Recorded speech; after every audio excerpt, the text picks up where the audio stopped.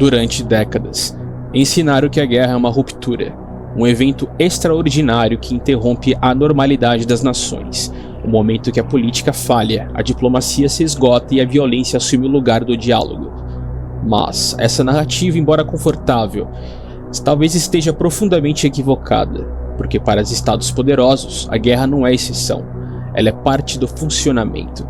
Assim como a economia, assim como a política fiscal, assim como a gestão de moeda e de crédito, a guerra não é um acidente. Ela é uma variável, uma ferramenta recorrente, institucionalizada, incorporada à lógica do governo. Nos centros de poder, a guerra não aparece apenas quando começa. Ela está presente antes, durante e depois. Está nos orçamentos anuais, nas projeções estatísticas, nas estratégicas de projeção, nas cadeias produtivas, nos acordos internacionais. Ela não surge como resposta improvisada a crises, mas como possibilidade permanente, como capacidade instalada, como infraestrutura. E talvez seja esse o ponto que raramente se discute. Para algumas potências, a guerra não precisa ser justificada moralmente a todo momento, porque ela já foi normalizada operacionalmente. O conflito entre Irã, Israel e Estados Unidos costuma ser apresentado como um choque de interesses, uma sequência de ações e reações que eventualmente pode escapar ao controle. Mas essa leitura ainda assume que a guerra é uma anomalia. E se ela não for? Se ela estiver integrada à própria forma como esses estados operam no mundo? René Girard, ao revisar Karl von Clausewitz, sugere que a guerra moderna ultrapassa o campo de racionalidade política tradicional. Ela não é apenas um instrumento, ela ganha autonomia, passa a obedecer a uma lógica própria, uma dinâmica de escalada que não depende exclusivamente da vontade dos atores, mas talvez possamos ir além.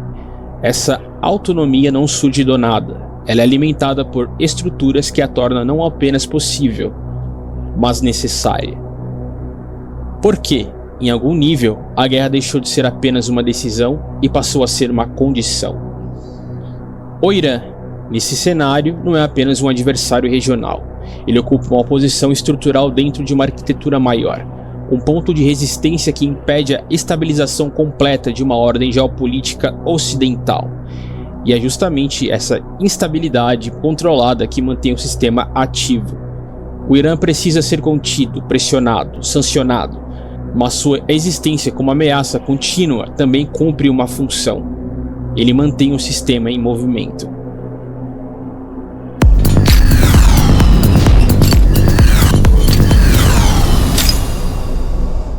Israel, por outro lado, opera sobre uma lógica onde a guerra é ainda mais integrada ao cotidiano do Estado, não como desejo, mas como realidade permanente. A segurança nacional não é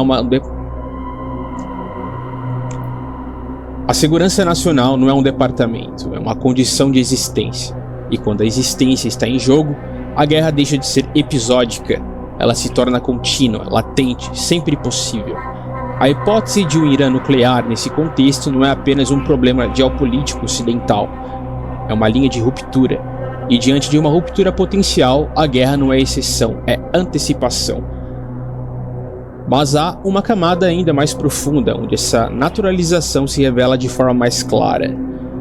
Os Estados Unidos não tratam a guerra como um evento isolado, eles a incorporam como parte de sua engrenagem econômica e estratégica. O orçamento militar não é uma reação pontual a ameaças específicas. Ele é estrutural, ele cresce, se adapta, se expande independentemente da existência de um conflito declarado. Porque a guerra, para uma potência global, não começa quando os tiros são disparados, ela começa na preparação constante. e essa preparação movimenta uma economia inteira. O complexo industrial militar não é uma metáfora, ele é uma rede concreta de empresas, contratos, tecnologias e interesses que depende da continuidade dessa lógica. A produção de armamentos, o desenvolvimento de sistemas de defesa, a inovação tecnológica ligada ao setor militar. Tudo isso exige demanda. E a demanda, nesse caso, não é apenas criada por guerras em andamento, mas pela necessidade de que guerras sejam sempre possíveis. Nesse ponto, a guerra deixa de ser apenas destruição, ela se torna planejamento. O petróleo, por sua vez, entra como um elemento estruturante desse sistema, não como explicação simplista, mas como eixo de controle. O Oriente Médio não é apenas uma região rica em recursos, ele é um ponto central na organização do fluxo energético global. E controlar esse fluxo significa influenciar economias inteiras, significa determinar preços, pressionar mercados, redesenhar dependências. A guerra nesse contexto não interrompe o fluxo, ela o reorganiza. E reorganizar fluxo é exercer poder. E aqui que a leitura de necropolítica se torna essencial. A necropolítica não se limita à decisão sobre quem deve morrer. Ela se expande para a administração de espaços onde a morte é aceitável, onde a violência é absorvida como parte do funcionamento do sistema. A guerra, então, não é apenas um confronto entre estados, ela é um mecanismo de gestão. Gestão de territórios, gestão de populações, gestão de riscos e talvez o mais desconfortável, gestão de mortes. Zonas de conflito deixam de ser falhas e passam a ser áreas operacionais, espaços onde a instabilidade é tolerada, onde a destruição não compromete o sistema global, mas, em certos aspectos, o alimenta. E isso não significa que a guerra seja desejada por todos os atores envolvidos. Significa que ela se tornou compatível com o funcionamento do sistema. Compatível, em alguns casos, necessária. O Irã nesse arranjo permanece como elemento central, não apenas como ameaça real, mas como peça que sustenta uma série de dinâmicas, alianças estratégicas, investimentos militares, narrativas políticas. Sua eliminação total, embora desejadas em certos discursos, abriria um vácuo, e vácuos em sistemas complexos são perigosos. Eles exigem substituição rápida, reconfiguração de forças, criação de novos antagonismos. E antagonismos não surgem espontaneamente, eles são construídos. A mídia, por sua vez, continua operando na superfície, mostra ataques, negociações, tensões diplomáticas, mas raramente revela o que permanece constante. Contratos continuam sendo firmados, orçamentos seguem sendo aprovados, cadeias produtivas permanecem ativas.